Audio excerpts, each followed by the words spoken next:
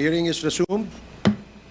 So to formally start ang ating committee hearing, please allow the chair to deliver his opening remarks. This is very short. Para lang po maumpisahan natin itong ating committee hearing. To our Senior Deputy Speaker Aurelio Dong Gonzales, the principal proponent of the hearing of the Quadcom, to our Deputy Speaker J.J. Suarez, to co-chairs Joseph Caraps Paduano, Chairman Dan Fernandez, Chairman Benny Abante, Vice Chairman Romy Acop, my esteemed colleagues, Honorable former President Rodrigo Duterte, magandang umaga po sa ating lahat. Mayong buntag, Mr. President, maradyaw na buntag, o ayabak po in Kapampangan. Una sa lahat, nagdesisyon ang Quadcom members na ikansela sana ang pandinig na ito ngayon sa kadahilanang hindi pa po natatapos ang mga pagsusuri namin sa mga taong gustong lumabas at magpahayag ng kanilang mga nalalaman ukol sa mga usapin na tinatalakay ng Quadcom. Partikular ang pagkalat ng illegal na droga at extrajudicial killings. Kaya po minabuti na ikansila muna. Ito pong pagkansila ay naiparating ng maayos at sa tamang oras sa lahat ng kinauukulan, kabilang na ang tanggapan ni dating Pangulong Rodrigo Duterte. Kaya naman ng aming mabalitaan na darating ngayon sa kapulungang ito upang kumprontahin ang Quadcom kung bakit kinansila ang hearing kung kailan nandito na sa Manila ang dating Pangulo, ay minabuti na namin na ipagpatuloy na upang ma-take advantage namin ang inyong presensya kahit na walang formal na sagot ang inyong abogado sa inyong pagdalo ngayong araw. Pangalawa, ang Quadcom po ay nabuo ng mapagtanto ng 4 na komite na iba-iba ang sakop at jurisdiction na nag-o-overlap na pala ang kanilang mga iniimbestigahan at marami ang tumutukoy sa pare-parehong usapin. Kaya minabuti ng na pag-isahin upang hindi pa ulit-ulit at ang pagtalakay sa pare-parehong usapin at pabalik-balik ang mga witnesses at mga congressmen. Nasasayang ang pera ng bayan. Hindi sinadyang nag-overlap ang mga issues, subalit nakita ninyo kung paanong ang illegal na droga ay naghudyat ng mga patayan na ngayon ay tinawag nating extrajudicial killings. At naging konektado rin ito sa mga pogo at mga taong nakita na nasa likod ng mga illegal na droga ay siya ring may kinalaman sa pogo at may koneksyon din sa mga matataas na opisyal ng gobyerno. Dito nagsimula ang mas malalimang investigasyon kung saan maraming nasangkot sa mga revelasyon ng mga taong humarap dito. Nagulat ang bayan. Napakalaki pala ng bagay na ito. Hindi namin maaaring talikuran ang aming tungkulin kung kaya't pinagpatuloy namin ito hanggat lumabas na nga ang pangalan ng ating dating Pangulo. Sa kagustuhan naming bigyan ng pagkakataon ang dating Pangulo na magpaliwanag at pasinungalingan ang mga bintang sa kanya, ay minabuti naming siya mismo ang aming imbitahan. Kaya ngayon na nandirito na ang dating Pangulo, tinatanggap po namin ang inyong pagdalo at kami po ay nagpapasalamat. Sa huling sagot sa amin ni Attorney Delgra na hindi na kayo dadalo sapagkat nasabi na ninyong lahat ang kailangan ninyong sabihin, kung kaya't isinama na niya sa kanyang sagot ang inyong opening remarks sa Senado. Ay ito na rin ang ituturing naming opening remarks ninyo dito sa amin. Sa kanya namang pahayag na sinabi daw ninyo na wala ng integrity, walang independence at probity ang Quadcom, kung kaya't hindi nyo na kailangan pang dumalo, kami ay nagagalak na dumating pa din po kayo. At sa inyong desisyon na magpakita dito sa amin at paunlakan ang aming imbitasyon, ay pinasisinungalingan ninyo ang sinabi ni Attorney Delgra na wala kaming integridad, walang independence at walang probity. Sa sinabi din ni Attorney Delgra na ang aming pandinig ay isa lamang political ploy at ginagamit lamang namin upang hanapan ng basihan ang mga krimen na isasampalaban sa inyo. Nais po naming tiyakin sa inyo, Mr. President, na hindi po iyon ang trabaho ng Quadcom. Kung may mga naibintang man sa inyo sa paglalahad ng mga ibang taong nagtestigo dito, iyon ay kanilang mga pahayag. At iyon ang nais naming bigyan ninyo ng linaw. Hindi kami naririto upang husgahan kayo, kundi marinig sa inyo ang katotohanan at ang sagot sa mga paratang at mga pahayag laban sa inyo. Wala po sa amin dito ang nag-aakusa sa inyo sapagkat hindi po kami ang may reklamo at hindi po kami ang may kaalaman sa mga pangyayari kundi ang mga ibang taong humarap dito sa Quadcom. Kung sa sinasabi niyo po naman na ang mga ibang tao na humarap dito ay aming pinwersa upang magsabi ng hindi totoo at tinawag niyo pong subornation ang ginawa ng Quadcom members, ay nagkakamali po kayo, Mr. President. Mismong mga abogado na nakaharap sa tagpong iyon kung saan nag-uusap sina Colonel Grijaldo at Chairman Abante at Chairman Fernandez ang nagpatunay na gawa lamang ni Colonel Grijaldo ang kanyang istorya. Sa katunayan, 2 beses nang nagbigay ng excuse letter si Colonel Grijaldo sa amin sapagkat hindi siya makakarating sa mga sumunod na mga pandinig. Marahil ay napagtanto niya ang bigat ng kanyang paratang sa Quadcom. Mamaya po ay aming babasahin sa inyo ang pahayag ng mga abogadong naroroon.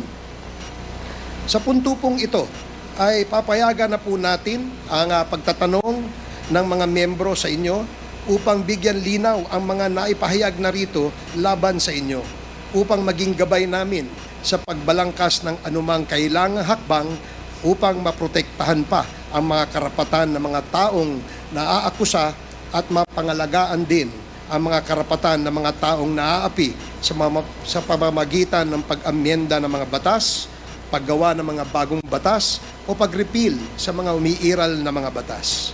Sa pagpapatuloy po natin ngayon sa pandinig na ito ukol sa extrajudicial killings, nais po naming tiyakin sa inyo na rerespetuhin po namin ang lahat ng inyong mga karapatan.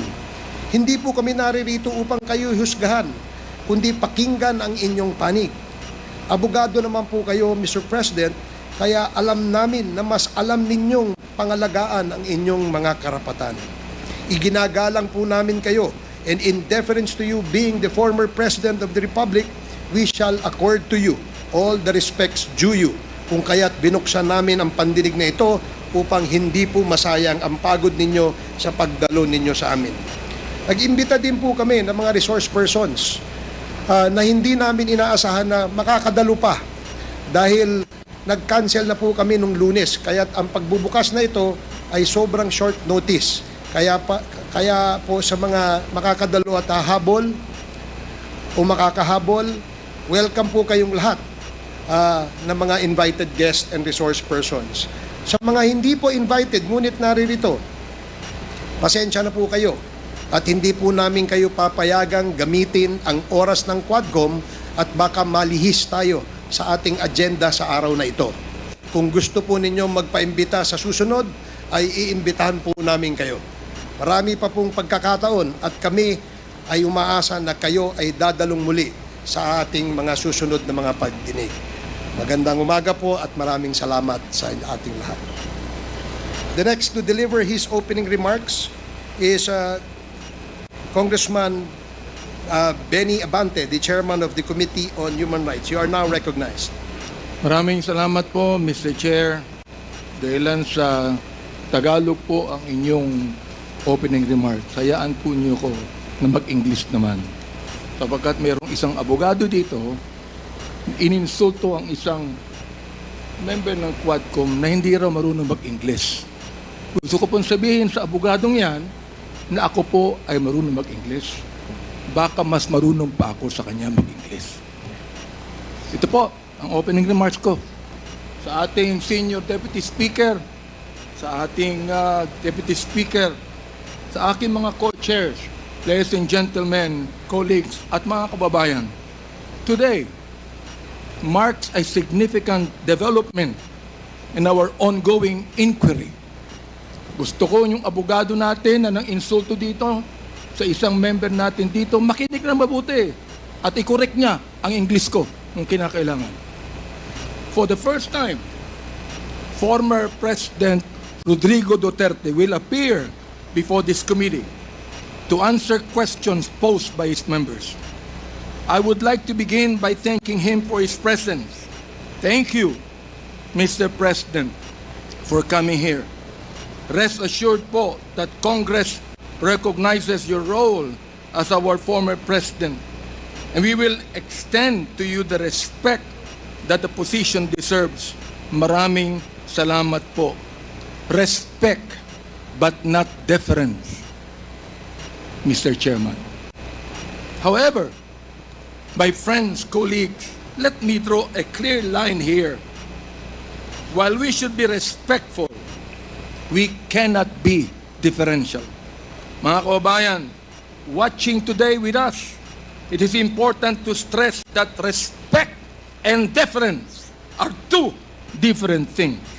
It is vital that we, as representative of the people, remember that distinction, because our ultimate allegiance is not to any one individual, no matter how high their office. We answer to a power greater than any president. We answer to the Filipino people and to God.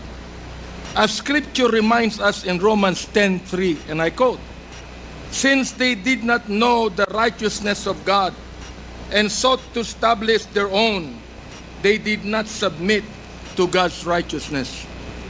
Our fidelity belongs to the Lord alone. Our mission is to seek the truth, and we shall not be swayed from that path. As we have said time and time again, we have organized this inquiry with a solemn purpose to recommend avenues for justice to be served, seek accountability, and uncover the truth as we adhere to the rules of inquiries in aid of legislation. And inherent to this is our moral obligation to stop the vicious cycle of extrajudicial killings against our people who cannot defend themselves, to stop the blatant violations of our Constitution and our laws by scheming individuals and criminal syndicates, and to abate the social menace of illegal drugs. It is our sincere hope that the former president's presence here today will aid this objective, not hinder it. Today, we ask everyone here, including the former president, to speak openly and honestly, as this inquiry's goal is not to cast blame for its own sake, but to serve the cause of justice. Mr. Chairman, marahil po, hindi na ako nakikilala ng ating former president. Magpapakilala po muli ako. Mr. President, ako po si Bishop Benny Abante, ang Pangulo ng Bible Mode, Bible Believers League for Morality and Democracy, na mayroong 6,000 churches sa buong mundo. Kung naalala niyo, Mr. President, bago kayo tumakbo and you were still deciding to run, I was invited by a common friend to meet with you. And we did at the Fairmont Hotel in Makati. I hope that you would remember that. With me are two pastors, and we prayed together. I prayed for you, asking the Lord to give you the right decision to run for the presidency. I do not know you from Adam, Mr. President, but I believe in your cause. I believe in your plan. And because of this, Mr. President, I work hard to campaign for you. Many of the pastors of the Baptist community voted for you. Gusto ko pong marinig ito ng mga DDS trolls at DDS vloggers na tumitira sa amin at sinisira ang aking reputasyon. Gusto kong sabihin sa kanila, ilang boto ba ang ibinigay nyo kay former President? Ako po, Mr. President, libu-libong boto ang binigay namin sa inyo. Nagpasalamat ba kayo sa akin? Hindi. Nilapitan niyo po ba ako? Hindi. Mabuti pa, Senator Bongo, Mr. President, nagpunta sa aking simbahan at nagpasalamat sapagkat sinuportahan namin kayo at siya, Mr. President. Now, gusto kong sabihin po dito sa Quadcom na ito, ako ba'y lumapit sa inyo para humingi ng pabor? Hindi po. Ako ba'y lumapit sa inyo para magrekomenda ng justice, magrekomenda ng general, magrekomenda ng cabinet secretary? Hindi po. Hindi ako nagpunta ng Malacanang nung kayo nanunungkulan sa loob ng 6 na taon. Isang beses lang. Ako po ay nagsabi kay Senator Bongo, kung maaari na makapag-usap po tayo. Pumayag po siya. At nag-usap po tayo, if you would remember that, Mr. President. Nag-usap tayo confidentially. Ano pong ginawa ko? Binuksan ko po ang Biblia. Ipinakita ko sa inyo na walang ibang tagapagligtas kundi ang Panginoong Jesucristo. Ipinakita ko sa inyo ang maaaring magbago ng buhay natin, walang iba kundi ang ating Panginoon. Sinabi ko sa inyo ang nakalagay sa John 3:16, "For God so loved the world, that He gave His only begotten Son, that whosoever believeth in Him should not perish, but have everlasting life." Binantayan ko ang inyong panunungkulan. Nakita ko na maganda ang plano nyo. Nakita ko po, Mr. Chair, na ayaw ng Pangulo na itong bansang Pilipinas mahulog sa kamay ng mga drug lords at drug traffickers. Maraming salamat po sa inyo. Nagsimula kayo ng war on drugs. Kami mga kapastoran, believe po sa inyo, sa inyong ginawa. Sabi nyo, 6 months lang, kaya nyong tapusin ang war on drugs na ito. Inabot po kayo ng 6 na taon. Hanggang ngayon, meron po tayong war on drugs. Hindi po namin nakalain, Mr. President, na sa war on drugs na yan, mamamatay ang more than 30,000, Mr. President. Hindi ko akalain na more than 7,000 na mga drug pushers ang mamamatay sa kamay ng mga kapulisan at sa kamay ng mga riding in tandem. As sinabi po ng ating ibang kapulisan, at gusto kong sabihin, hindi po lahat ng kapulisan, sapagkat ang karamihan po ng ating kapulisan, mga mabuting tao, at nais protektahan ang bansang ito. Pero, ang ilang mga pulis pumatay po. At dito nag-testify ang ilan na mayroong reward system na inyong itinanggi nung kayo ay nag-testify under oath doon sa Senado. Ngayon po, bilang bishop po ng Bible Mode, hindi ko akalain na kinakailangan pumatay tayo ng more than 30,000 people para masugpo po ang drugs sa atin. Aba, Mr. Chair, talo pa natin ang Mexico. Sapagkat ng Mexico, nakita ko wala pang 10,000 namatay. Talo pa natin ng Colombia. Naging killing fields po ang Pilipinas nung panahon ninyo, nung kayo nanunungkulan. Naniniwala po kami na dapat hindi manatili ang drugs dito sa ating lipunan. Subalit, hindi po ako naniniwala na dapat tayong pumatay ng more than 30,000 people. Dahilan dito, pinatay si Kian Alejandro. Anong kasalanan niya? Pinatay ang isang 3-year-old na bata na nahagip ng stray bullet dahilan pumatay sa isang drug pusher. Pinatay ang 9-year-old na bata doon sa Caloocan, Mr. President, Mr. Chair. Ang kanyang bala ay nandun pa sa kanyang katawan nung siya'y nilibing. Subalit anong sabi ng funeral service? Siya po'y namatay dahil sa pneumonia. Pinatay po ang isang driver ng tricycle driver sapagkat sinakay niya ang isang drug pusher. Yung drug pusher pinatay, pero yung driver ng tricycle pinatay din, Mr. President. Hindi niyo po alam to. Ngayon, meron pong isa dahil sa tokhang kumatok sa isang pintuan, hinanap ang isang taong nangangalampilo na isang drug pusher. Hindi nakita, pinatay, yung pinagtanungan, yung pilo, buhay pa, Mr. President, Mr. Chair, at naglalako pa, palagay ko, ng drugs ngayon. Hindi ko po maintindihan to. Hindi ko po maunawaan kung bakit ganon. Samantalang sinuportahan kayo ng maraming pastor ng Baptist community.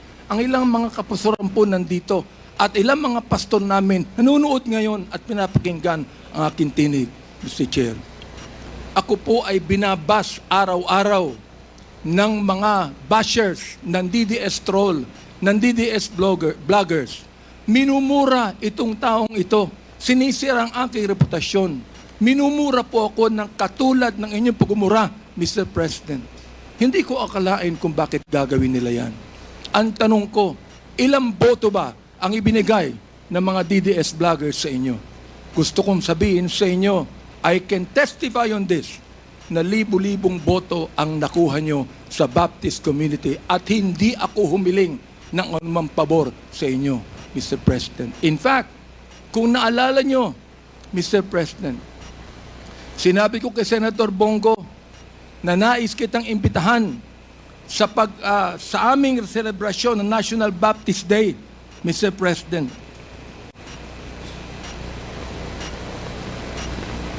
Niendo ko lang po yung pakikipag-usap na ito ni Delga sa ating presidente para po makapakinig po sa akin ng tama. Inimbitahan ko kayo. Nagpunta ho kayo, Mr. President. Doon po sa SMX, nakita nyo ang 7,000 na mga Baptist leaders na nakinig po sa inyo. Sa inyong speech, Mr. President. Oo.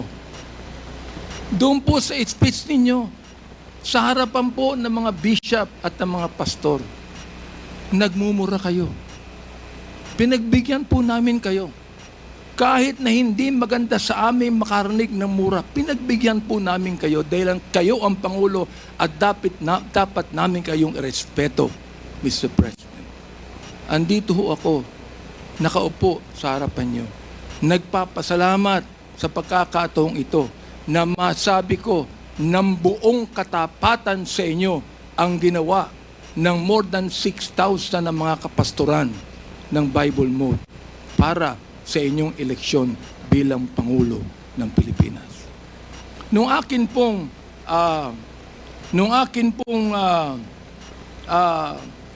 nag-file ako ng bill, Mr. President, yung pong tinatawag nating Republic Act 11897, an act declaring the second Thursday of January of every year as special working holiday to be known as National Baptist Day. Sinuportahan po ito ng lahat ng mga congressman. Sinuportahan po ito ng lahat ng mga senador. Okay. At nilagay po sa inyong opisina. Pinirmahan nyo ba ang bill na yan? Hindi po. Naging batas yan because it lapsed into law after 30 days. Pero, okay lang po sa amin yun. Okay lang po sa amin yun. Yun na lang siguro ang maaaring pasalamat ninyo, Mr. President, sa amin. Bilang pagboto namin sa inyo ng mga libo-libo mga Baptist leaders at Baptist members sa buong kapuluan. Hanggang ngayon, nirerespeto po kayo ng aming kapastoran. Hanggang ngayon, pati yung kapastoran po namin sa Mindanao, ginagalang kayo. Marami kaming pastor sa Davao na ginagalang po kayo. Bakit po? Sapagkat kayo ay naging Pangulo ng Pilipinas. Ang kahilingan lang po namin dito, Mr. President, habang kayo po ay kinakausap namin ngayong umaga, ang kahilingan lang po namin dito ay sana po naman respetuhin po ninyo ang Quadcom hearing na ito sa pamamagitan ng hindi paggamit ng mga vulgar words, Mr. President. Sapagkat gusto kong sabihin sa inyo bilang warning na kapag kayo po ay nagmura sa Quadcom hearing na ito, I will make a point of order on you. Meron po akong batayan na batas sa tinatawag po nating disturbance of proceedings. Gusto kong basahin doon po sa Psalms 109, 17 to 18 and 28. Hindi ko alam kung naniniwala kayo sa Diyos. Hindi ko alam kung naniniwala kayo sa Biblia. Samantalang sa isang pagkakataon, tinawag niyo ang Diyos na stupid, Mr. President. Tinanggap po namin yan sapagkat kayo Pangulo. Oo. At nagpapasalamat ako. Hanggang ngayon po, buhay pa kayo. Kahit na po tinawag nyo ang Diyos na isang estupido, Diyos.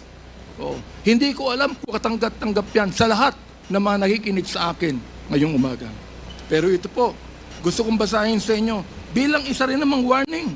Sa wikang Tagalog, babasahin ko. Sapagkat iniisip niya, ang manumpa, ang magsabi ng masama, kaya darating yaon sa kanya, sapagkat hindi siya nalugod sa pagpapala, kaya't malayo yaon sa kanya. Dahil binihisan niya ang sarili niya ng pagsabi ng masama o pagsumpa na gaya ng kanyang sariling damit, yaoy papasok sa kanyang kalooban na gaya ng tubig at gaya ng langit sa kanyang mga buto. Hayaang sumumpa sila. Hayaang sila ay magmura. Ngunit magpala ka. Ang kahilingan po namin ngayon, Mr. President, sana po, imbis na mura ang marinig namin sa inyo, sana po, bigyan nyo kami ng pagpapala sa Quadcom na ito. Sapagkat hindi personalidad ang tinutukoy namin dito. Ang tinutukoy po natin ito, issue na kinakailangan po natin tuldukan sapagkat ito po'y kailangan ng ating bayan.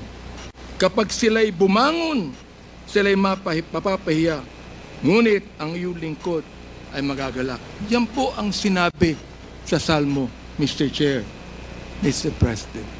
Salamat po sapagkat hinayaan niyo ako na magsabi sa inyo ng buong katapatan na walang halong anumang pagkukunwari, Mr. President.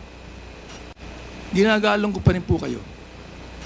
Hindi po dahilan ay kayo, kundi dahilan sa minsan naging Pangulo kayo ng Pilipinas. Kaya nga po ang aking opening remarks is what? Respect, not deference. We are not here to give you obeisance. We are not here to give you obedience. We are not here to submit to you. We are here as equal members of this House, Mr. President, Mr. Former President. You are now a private citizen. And I hope and pray that you would give us equal respect as we give you equal respect today. Maraming salamat po, Mr. Chair. Thank you, Congressman Nabante.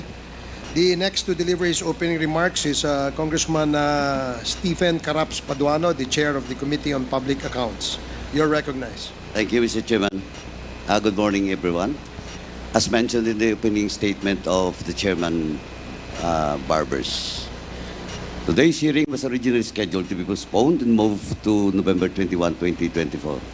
However, when the news emerged that the former President will be attending, and after we verified the announcements confirming his desire to attend the hearing, the Quad Committee decided to convene on short notice. This will allow us to hear directly from the former President and to address questions regarding the issue of extrajudicial killings. We have no guarantee that the former President will attend future hearings or fully participate in this investigation. Since he committed to be being here today, we couldn't let this opportunity to pass. As we continue our hearing, I wish to reaffirm the Quad Committee's commitment to a thorough, transparent, and accountable examination of the issues before us. Proceeding with today's hearing underscores our dedication to a fair and open inquiry, one that seeks truth and clarity rather than distraction or delay. Our work here is not a matter of posturing, but of responsibility to the law, to the people, and to those impacted by our actions. If this hearing will be used as a platform to score propaganda points, then we should not waste the public's time. This is not the place for shallow tactics or personal agendas. Our purpose here is serious and clear. We are here to listen, to ask critical questions, and to closely examine the policies and decisions that have shaped the nation. I hope the former president shared this enthusiasm and the discussions do not devolve into empty rhetoric aimed at evading the truth. With that in mind, let us strive to make this hearing meaningful, productive, and focused on uncovering the truth. Let us honor the public's trust, ensuring that this session is conducted with integrity and purpose. Marami pong salamat, Mr. Chairman.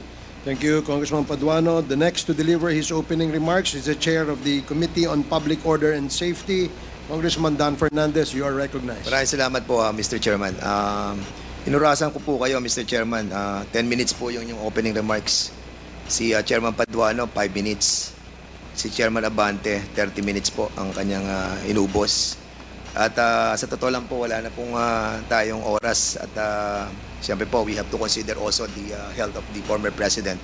And I think I will not be delivering any opening remarks. And I will be asking na lang po siguro yung ating pong technician to present a video clip.